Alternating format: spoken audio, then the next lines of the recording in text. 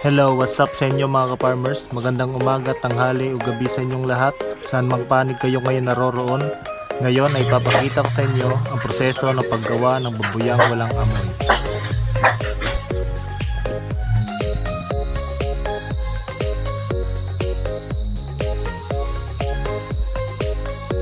Dito tayo magtatayo sa area na ito ng ating babuyang walang amoy. Ito'y lupa na minana sa aming lolo dahil magandang pwesto dito at malapit sa ilog at higit sa lahat ay malayo sa kabahayan. Kaya maganda talaga magtayo ng babuyan dito. So ayun, una naming ginawa ay kumuha muna kami ng buhangin sa ilog para makatipid na rin sa materyales na ating gagamitin. Kung meron man sa inyo na malapit sa ilog ay maaari na rin dun kayo kumuha para makatipid din sa budget na inyong gagamitin sa paggawa ng babuyang walang amoy. And his name is John C. Ako na problema kung nasana makakita sa taon nga laya atong amigo nagtinga dili na siya maimutang magsakit tiyang dugyan kay dugay na daw siyang wana karapapampa. Ngayon ay atin munang lilinisin ng ating paghaluan ng semento kasi puro pa lupa at putik ang nakalagay dito. Kaya ngayon ay maghahalo na tayo ng semento at buhangin na ating gagamitin sa pagsintada ng hollow blocks. Yung nagamit pala namin ditong hollow blocks ay umabot ng mahigit 100 din, 120 pieces. Apat na patong to lahat at ang haba ng kulungan na to ay umabot ng 4.5 meters at 2.5 meters. Hindi na siya umabot ng 5 meters at lapad na 3 meters kasi kakapusing kami sa hollow blocks naming in order. Pinagkasya lang namin kung ilan ang magagamit na hollow block sa paggawa ng babuyan.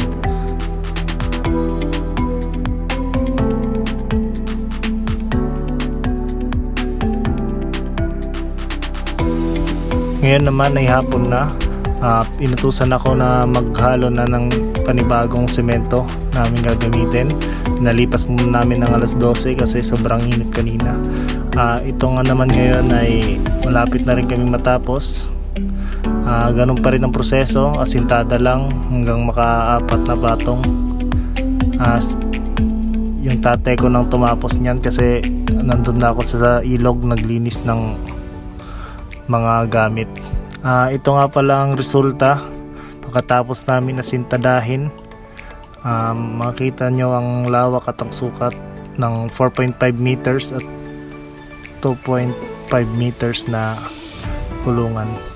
Maaaring kumasya dyan ng 9 hanggang 8. Pwede rin 10.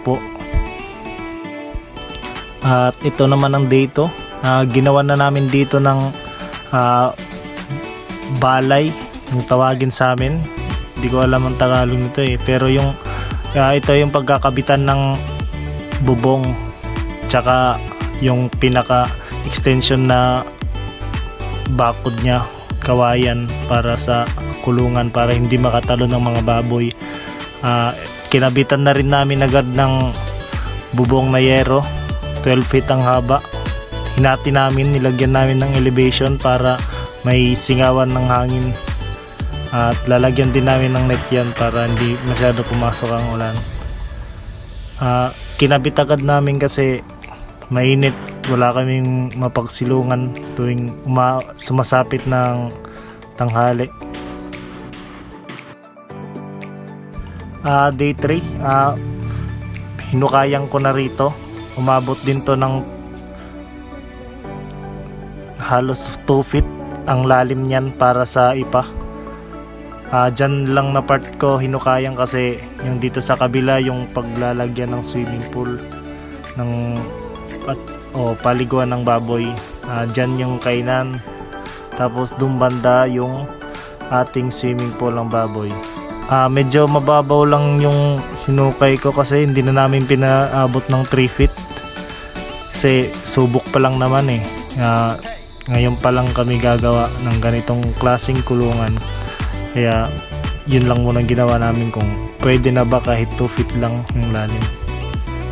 Ito yung mga tinambak kong lupa na sa paghuhukay ko. Diyan ko nilagay para medyo matibay. Day 4, dumating na yung baboy namin. Binili. 5 pa lang yan. Hindi pa dumating yung iba. Nilagay lang muna namin sila dito sa may swimming pool nila kasi hindi pa yan tapos. Kaya wala pang tubig yan. Masyado silang maagang dumating kasi. Kaya nilagay lang muna namin dyan. Kasabay nga palang araw na to ay yung butas na binukay ko ay nilagyan ko na ng asin at uling para paglagyan na ng ipa dahil kumuha na kami ng ipa nung nakarang araw at nilagay lang muna namin dun sa malapit sa mangga para hindi masyadong maulanan. Nilagyan namin ng asin para hindi mabuhay ang bakterya sa ilalim at para makabawas din ng amoy sa ihi ng baboy. At nilagyan rin namin ng uling para pangtanggal din ng amoy ng ihi ng baboy. At nagamit ako ng 50 pesos lang dyan na asin tsaka 100 na uling.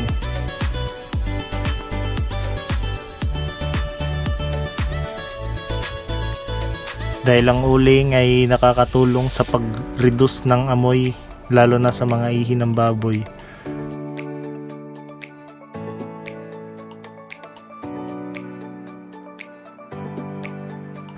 After nyan ay nilagay na namin yung ipa pero sa kalahating parte pa lang kasi gagawin pa namin yung swimming pool. Hindi ko na pala na-video kung paano namin inilagay. Ibinuhos lang namin dyan mula sa sako. Umabot din yan ng mga 15 sakong ipa, balat ng palay. Yan nga palang gagawin nating swimming pool nila. Dyan muna natin sila nilagay, medyo madumi kasi dyan sila tumatay at tumihi. Kaya nagkasakit sila nung isang araw, nagtay sila. Pero ngayon okay naman sila, kumakain na, pinainom na ng gamot, bubumuti na. Day 5, nalagyan ulit natin ng ipa. Nadadagdagan yan ng mga 7 sakong ipa na nakuha namin dun sa pagilingan ng bigas. Ayan maganda kasi lagi silang natutulog dyan at malalakas na rin sila kumain kasi nagkasakit sila ng araw tulad ng sinabi ko. Pinainom na namin ng gamot tapos ngayon bumabalik na ulit yung sigla nila sa pagkain. Yan na pala yung swimming pool nila. Natapos na nating gawin. Dyan sila naliligo, kusa silang naliligo. Yun ang maganda kasi pag may swimming pool ka, kusa silang naliligo kasi minsan ang baboy ayaw nilang mabasa, minsan gusto nila magbasa. Kaya mas maganda na may swimming pool kasi kung gusto nila ay pupunta na lang sila doon. Kaya kung ayaw naman nila ay dito lang sila sa ipa.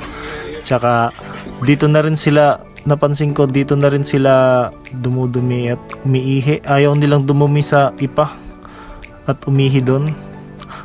Pag dumudumi sila, lagi silang pumupunta dun sa swimming pool at umiihi dun sila. Ayaw nilang dinudumihan nila yung ipa kasi dyan din sila natutulog. Maganda rin pala kasi pag ganun kaysa sa concrete na dyan sila dudumi, dyan sila ihi at dyan sila ihiga. Kaya ang sobrang baho ng kulungan. Ngayon wala akong napansin na amoy kahit konti. Wala talaga.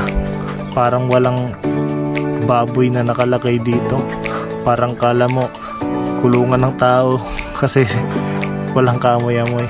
Ayun nga pala ang kulungan natin na baboyang walang amoy. Salamat nga pala sa panonood. At huwag nyo rin po sanang kalimutan mag-like at mag-subscribe sa ating channel at i-hit din ang notification bell para updated kayo sa mga bagong video na ating i-upload. Maraming salamat po sa suporta. Mabuhay kayo mga ka-farmers. Thank you for watching.